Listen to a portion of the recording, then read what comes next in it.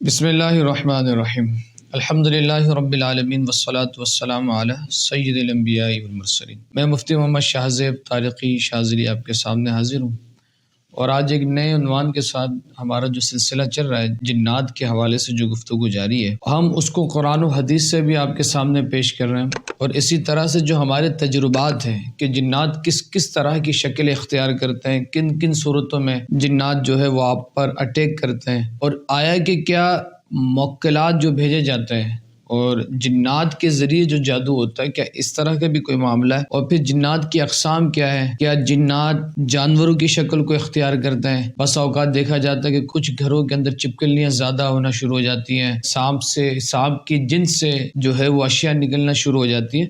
تو یہ ساری چیزیں کیا ہیں اور ہمیں کس طرح سے محسوس ہوگا، کس طرح سے ہم اس کا ادراک کر سکتے ہیں؟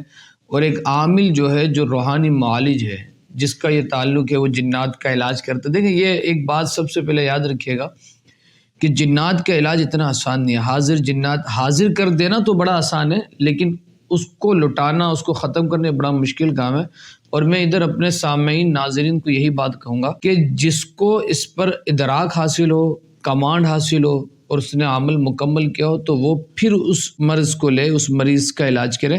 ادروائز بلا وجہ ایسا ہی ہے کہ جیسے کوئی ہوتا ہے نا کہ پاؤں میں کلیہڑی مارنا، اور دوسرا یہ ہو کہ کلیہڑی پہ جو ہے نا پاؤں رکھ لینا، تو وہ والا چکر ہے کہ آ بیل مجھے مار۔ لیکن یہ بات یاد رکھیے گا کہ ترمذی کے اندر یہ حدیث موجود ہے کہ حضور علیہ الصلوۃ والسلام نے ارشاد فرمایا کہ جنات کی 3 قسمیں ہیں۔ یہ ترمذی کی حدیث میں آپ کے سامنے پیش کر رہا ہوں کہ حضور علیہ الصلوۃ والسلام نے فرمایا کہ جنات کی 3 قسمیں، جن کی ایک قسم وہ ہے جن کے پر ہوتے ہیں۔ کیا ہوتا ہے؟ جن کے پر ہوتے ہیں، جن سے وہ فضا میں اڑتے ہیں۔ ان کے پر ہوتے ہیں، پرنما جن، ان کے پر ہوتا ہے اور وہ فضا میں اڑے ہوتا ہے۔ دوسری قسم وہ ہے جو سانپ اور کتے کی شکلوں کو اختیار کر لیتے ہیں، سانپ کی شکل میں آ جاتے ہیں، کتے کی شکل میں آ جاتے ہیں، خنزیر کی شکل میں آ جاتے ہیں، چپکلیاں وغیرہ کی شکل میں آ جاتے ہیں، ان شکلوں کو اختیار کرتے ہیں۔ اور جن کی تیسری قسم وہ ہے جو ادھر ادھر منتقل ہوتے رہتے ہیں، کبھی ادھر ہو جاتے ہیں، کبھی ادھر منتقل ہو جاتے ہیں۔ یہ ساری کیٹیگریز جن کی ہیں۔ آپ دیکھیں کہ کچھ گھروں کے اندر بلیوں کی کثرت ہوتی ہے نا، اچھا فوراً نظر آتے ہیں پھر غائب ہو جاتے ہیں۔ کچھ جگہ آپ دیکھیں گے کتوں کے معاملات ہوتے ہیں۔ اسی طرح سے بعض لوگ کہتے ہیں کہ حضرت ہمارے گھروں میں چپکلیاں بہت زیادہ، اچھا وہ ہم نے ایک روایت سن لی ہوتی کہ بس چپکلی کو مارنا صحابہ نے فوراً اٹھایا اور اس کو مار دیا۔ میرے بھائی، یہ طریقہ کار نہیں ہے، شریعت کا، اسلام کا یہ طریقہ کار نہیں ہے۔ میں آپ کے سامنے امام ترمذی اور امام نسائی کی حدیث آپ کے سامنے پیش کر رہا ہوں جس کو حضرت ابو سعید خدری رضی اللہ تعالیٰ نے روایت کیا۔ دیکھیں، لازمی سی بات ہے، میرا بھی تعلق عملیات کی فیلڈ سے ہے، علاج و معالجے کی فیلڈ سے ہے، ساری چیزیں، سارے معاملات ہیں، لیکن میری حتی الامکان کوشش یہی ہوتی ہے کہ میں اپنے ویورز کو اور اپنے لوگوں کو میں قرآن و حدیث کی روشنی ہی میں گائیڈ کروں تاکہ ان کو سمجھے۔ کچھ تو لوگ ایسا نا کہ جو ڈائریکٹ اس کا انکار کر دیتا، تو میرے بھائی ان کو پتہ ہی نہیں ہوتا کہ قرآن و حدیث کا انکار کر رہے ہوتے ہیں۔ قرآن و حدیث میں یہ ساری چیزیں موجود ہیں، اور کچھ لوگ ایسے ہوتے ہیں کہ کچھ زیادہ ہی اس کو بنا چڑھا کے بیان کر رہے ہوتے ہیں۔ تو نہ افراط و تفریط کا کام، نہ جتنی حقیقت ہے، جتنی ریئلٹی ہے، ہمیں انہی چیزوں میں رہنا چاہیے۔ آپ دیکھیں، امام ترمذی اور امام نسائی اس حدیث کو لے کر آتے ہیں کہ حضور علیہ الصلوۃ والسلام نے فرمایا ان بالمدینۃ جنا قد اسلموا فاذا رايتم من هذه الهوام شيئا فاذنوه ثلاثا فان بدا لكم فاقتلوا۔ کہ حضور صلی اللہ علیہ وسلم نے فرمایا کہ مدینہ منورہ کے جو جنات تھے نا، یہ لوگوں وہ مسلمان ہو گئے۔ مدینہ منورہ کے جو جنات ہیں، حضور علیہ الصلوۃ والسلام نے فرمایا کہ لوگوں وہ مسلمان ہو گئے۔ جب تم ان کیڑوں میں سے کسی کو دیکھو، یعنی کوئی کیڑا وغیرہ دیکھو، تو انہیں 3 مرتبہ تنبیہ کرو، 3 مرتبہ تنبیہ کرو، پھر اگر اس کے بعد بھی وہ تمہارے سامنے ظاہر ہو تو انہیں قتل کر دو۔ سمجھ میں آئی بات؟ ہمارے آپ دیکھیں نا، میں نے کئی ایسے کیس دیکھے ہیں کہ کوئی جگہ خالی تھی، اس میں درخت تھا، ان کو گھر بنانا تھا، وہ آئے، انہوں نے فوراً درخت کو کاٹا، درخت کاٹنے والا بھی مر گیا، وہ مکان بنا ہی نہیں بلکہ غیر آباد رہا۔ اب لوگ کہتے ہیں کہ قرآن میں کہاں لکھے، حدیث میں کہاں لکھے؟ آپ دیکھیں حدیث ہے آپ کے سامنے، چپکلی جو ہمیں نظر آتی ہے فوراً اٹھاتے ہیں، مار دیتے ہیں اس کو۔ یہ اجازت نہیں ہے بالکل اس طرح سے کرنے کی۔ اگر وہ جنات ہیں کچھ بھی، تو دل میں بندہ سوچ لے، ان کی طرف یہ کہتے کہ اگر اللہ کی کوئی دوسری مخلوق ہے، میں اس سے اللہ کی پناہ میں آتا ہوں، اور اگر وہ ہے تو اس سے میں کہتا ہوں کہ چلے جائے، اور پھر نہیں جاتے، 3 بار تنبیہ کرنے کے بعد پھر اس کو مار دیں اگر وہ آپ کو ایذا پہنچا رہا ہے، تکلیف پہنچا رہا ہے۔ اگر کوئی اس طرح کا غیر آباد علاقہ ہے، اس طرح کا ویران گھر ہے، ادھر اس طرح کے درخت ہوئے ہیں، تو فوراً اس کو کلاڑی لے کے، آری لے کے اس کو کاٹنے کی ضرورت نہیں ہے، بلکہ اس کا طریقہ کار ہے، جس سمپل سا طریقہ کار یہ ہے کہ بندہ اس کو سامنے یہ القابات پیش کرے، یہ جو تنبیہات ہے یہ سارے اس کے سامنے پیش کرے، اور اگر ایسا نہیں ہے تو کسی عامل سے، کسی روحانی معالج سے اس کے حوالے سے جو ہے مشورہ طلب کرے، اور وہ جس طرح سے کہے پھر اس طرح سے کیا جائے۔ آپ دیکھیں حضرت عمر فاروق رضی اللہ تعالیٰ عنہ فرماتے ہیں کہ آپ کے سامنے جو ہے نا غیلان بھوت کا ذکر ہوا، غیلان بھوت، صحیح ہماری بات، یہ بھوت کی ایک قسم ہے جس کو عربی کے اندر غیلان کہا گیا ہے، ذکرت اندہ الغیلان، اس بھوت کا حضور کے حضرت عمر فاروق اعظم کے سامنے ذکر ہوا تو آپ نے فرمایا یہ ایک خطرناک قسم کا بھوت ہے، اور یہ تمہارے جادوگروں کی طرح جنوں میں بھی جادوگر ہوتا ہے، یہ وہ جن ہے جن کی یہ وہ قسم ہے کہ جس طرح سے انسانوں میں جادوگر ہوتے ہیں نا تو جنات میں بھی جادوگر ہوتا ہے۔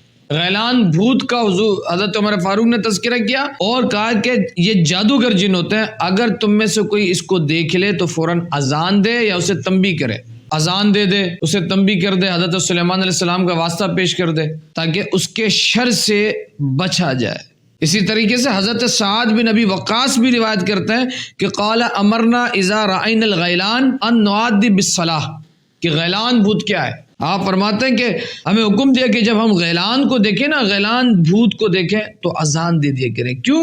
کیونکہ اذان کی ایسی برکت ہے، آپ یہ دیکھیں کہ اذان کے اندر اتنا کمال ہے، اذان کی برکت سے اللہ تبارک و تعالی جنات سے محفوظ فرماتا ہے، شیاطین کے شر سے محفوظ فرماتا ہے۔ حضرت مجاہد روایت کرتے ہیں اس کے، حضرت امام مجاہد فرماتے ہیں کہ جب بھی میں نماز شروع کرتا نا تو شیطان ہمیشہ میرے سامنے آ جاتا، کبھی وہ کسی کی شکل میں آ جاتا، کبھی کسی کی شکل میں آ جاتا، تو آپ فرماتے ہیں مجھے حضرت عبداللہ بن عباس کا فرمان یاد آ گیا اور میں نے اپنے پاس ایک چھری رکھ لی، یہ صحابی رسول اللہ کا چھری رکھ لی، جب وہ میرے سامنے آیا تو میں اس کے اوپر چڑھ گیا، جنات اس جن کے اوپر، اور اسے چھری گھونپ دی، چنانچہ وہ فوراً گر پڑا، پھر اس کے بعد میں نے اسے نہیں دیکھا۔ تو جنات شکلوں کے بھی اختیار کر لیتے ہیں، جنات بندوں کے اندر آ کر جو ہے وہ مسائل بھی پیدا کرتے ہیں۔ دیکھیں یہ حضور علیہ الصلوۃ والسلام کی حدیث ہے کہ حضور علیہ الصلوۃ والسلام نے فرمایا کہ شیاطین تمہارے رگوں میں اس طرح سے دوڑتا ہے جس طرح سے خون تمہارے رگوں میں دوڑتا ہے، جس طرح سے خون دوڑتا ہے تمہارے رگوں میں۔ تو اب اندازہ کریں کہ اگر شیاطین اس طرح سے دوڑ رہے ہیں تو